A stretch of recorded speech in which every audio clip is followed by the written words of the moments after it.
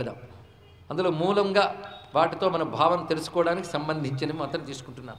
శ్రీ మానిని మానచోర శుభాకార వీరా జగద్ధేతు హేతు ప్రకార. ఇప్పుడు విన్న శ్లోకం బట్టి అర్థమైపోయింది.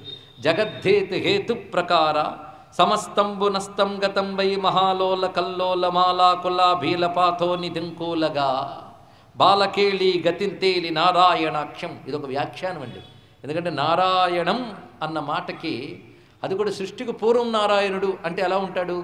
సర్వజగత్తు ఏకార్ణవమైనప్పుడు నారం అంటే జలం, జలాన్ని అయనముగా చోటుగా చేసుకుని ప్రకాశించాడు. అప్పుడు బాలకేళి గతిన్.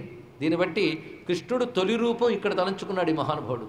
కృష్ణుడు మొదట బాలకృష్ణుడే గోచరించాడు తెలుసా? సృష్టి ఆరంభంలో బాలకృష్ణుడు నిత్యమూర్తి, ఆయన ఎప్పుడు బాలుడే. నువ్వు ధ్యానించుకుంటే ఎప్పుడు బాలుడే ఆయన. అందుకు బృందావనంలో వెళ్ళినట్టే వెళ్ళిపోయాడు, కానీ సూక్ష్మరూపంతో అక్కడ ఉన్నట్టు ఆయన. ఎవరికి కనబడతాడు? ఎవరు గుండెల్లో ధ్యానిస్తున్నారో వారు గుండెల్లో ఉంటాడు. ఇప్పటికీ ఉంటాడు. బృందావనం పరిత్యజ్య పాదమేకం నగచ్చతి అంటారు కదా, ఉంటాడండి. సూక్ష్మరూపంలో ఉంటాడు. కావలసిన వాళ్ళకు అందుతూనే ఉంటాడు నేటికి కూడా. సరే, మొత్తానికి స్వామి తొలిరూపు నారాయణుడే.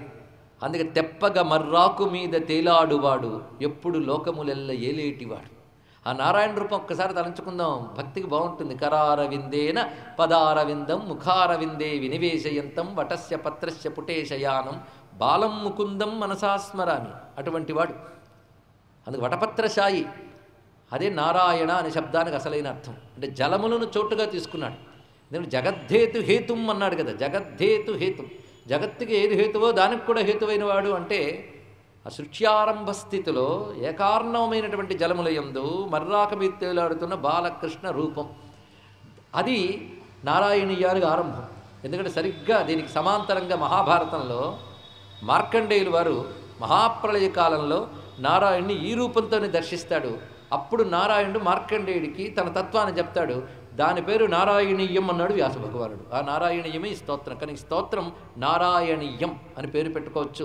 ఈ స్తోత్ర పారాయణ మహానారాయణ సూక్త పారాయణతో సమానం, అందులో సందేహమే లేదండి. అటువంటి శక్తి దీనిలో దాగి ఉన్నది.